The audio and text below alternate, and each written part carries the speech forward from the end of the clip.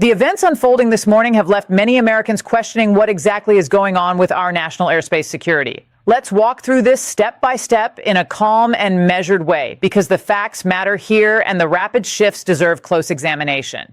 It all began overnight when the Federal Aviation Administration put out an urgent notice. They were imposing a temporary flight restriction over El Paso, Texas. This meant no aircraft, commercial, cargo, private planes could operate in or out of the area, covering a significant radius around the city and extending up to 18,000 feet. The restriction was set to run for a full 10 days through February 20th. The stated reason? Special security concerns. They even included a strong warning that any violation could lead to interception, with potential use of force if a threat was deemed imminent.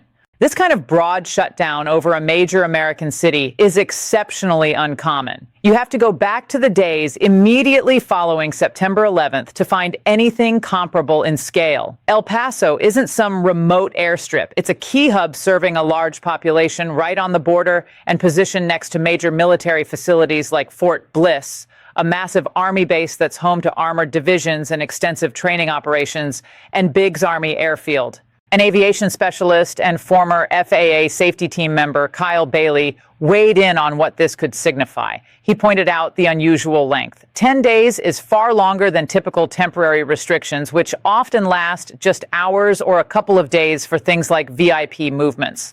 The altitude cap at 18,000 feet is also notably high for these kinds of measures. He noted the restriction applied only on the U.S. side of the border. Nothing similar appeared from Mexican authorities on their side. That detail suggests whatever prompted this wasn't a joint operation or something coordinated across the international line. Given the proximity to Fort Bliss, which supports tens of thousands of personnel and focuses on desert and armored warfare readiness, many immediately wondered if this tied to some kind of threat against the base. Perhaps heightened security after intelligence on a potential risk. Others speculated about equipment testing or aerial activity in the vicinity, but staffing issues at air traffic control? Unlikely in this airspace. It's not one of the ultra-congested hubs like New York or LA, where shortages can cause real headaches. Resources could be shifted if that were the case. Passengers at the airport were caught completely off guard.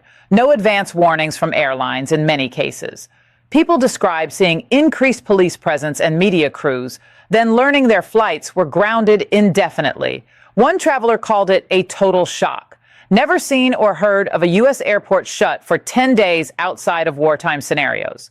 Local leaders, including Democratic Congresswoman Veronica Escobar, who represents the district, expressed serious concern. She said her office received zero prior notice from the city or federal agencies, and from what she could gather, no direct immediate danger existed to residents or the surrounding region. Then, remarkably, within hours, less than a full day, the FAA reversed course.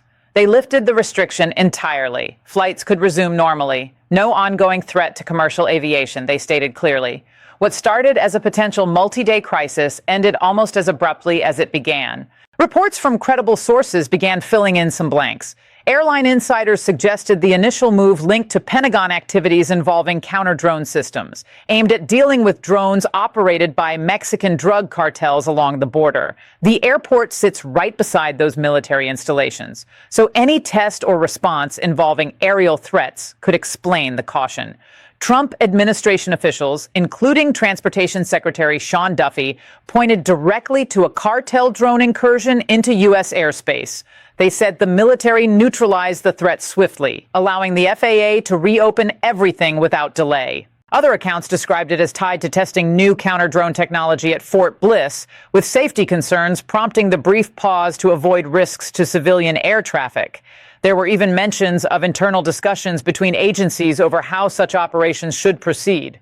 Whatever the precise trigger, whether an actual breach, a test gone cautious, or a combination, the outcome was the same. The airspace reopened, disruptions were limited mostly to overnight cancellations, and normal operations returned. This episode raises valid questions about coordination, transparency, and how quickly federal agencies communicate when national security intersects with everyday civilian life. A major airport serving hundreds of thousands doesn't get isolated lightly, and the lack of early heads-up to local officials and the public only adds to the confusion. Yet the swift reversal shows the system can correct itself when the situation clarifies. For now, El Paso International is back in service. Travelers can get where they need to go, but it's a reminder of how fragile and interconnected these systems are, especially in border regions where military priorities, border security challenges, and commercial aviation all overlap. In other news, a reminder that a Global Walk for Peace event wraps up today. If you're inclined toward reflection and unity amid all the noise, folks are gathering worldwide between 4:30 and 7:30 Eastern Time for a collective moment of calm. You can catch their live stream on the Walk for Peace page. It's a small counterpoint to the day's tensions. That's where things stand. Stay informed, stay steady. If more details emerge, we'll break them down clearly. Thanks for listening.